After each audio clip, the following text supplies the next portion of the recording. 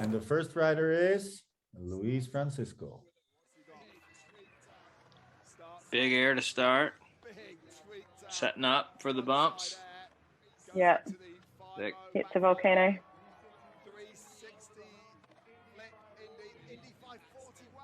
Backsmith through the corner. Nice Sick. nose grind up there. Yeah, good use of that feature.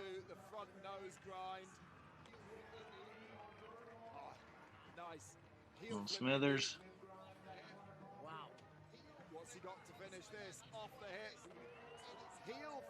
He's flipping his board a lot. Yeah. Yeah. Quite a few flip indies. And falling on the 5-4, yeah. What would be your impressions for anchoring the score of Luis Francisco run that we just seen in our exercise? For all the viewers, this is an exercise. It's taken from a competition in Tokyo, and it's edited for the purpose of this educational program. So please take it as an exercise. So guys, let's jump to it.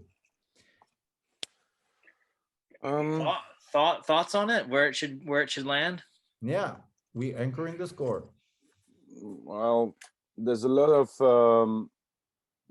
good tricks. It's pretty powerful, but it's also kind of like a little bit vert oriented, you know, all the tricks with the flip indies and stuff like this. And I wasn't sure.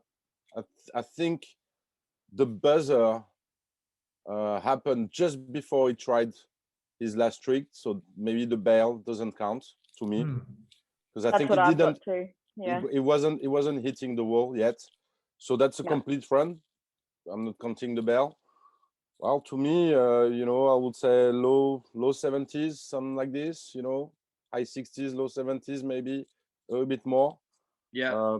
Depending on you know. I mean, I really like the frontside nose grind.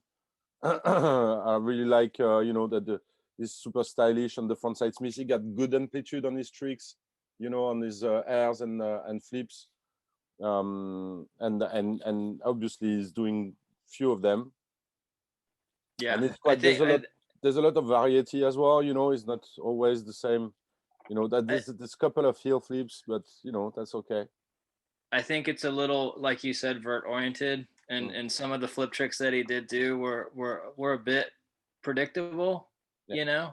And then the lip tricks, there wasn't the lip tricks linking. There wasn't too much there. No, there's a couple of Smiths, one backside Smith on the corner of the deep end, the frontside Smith in the other corner. And that's it. He definitely has room to improve, right? So he could there's better ways he could link to it. But overall, I think a few more lip tricks. Yeah, overall good.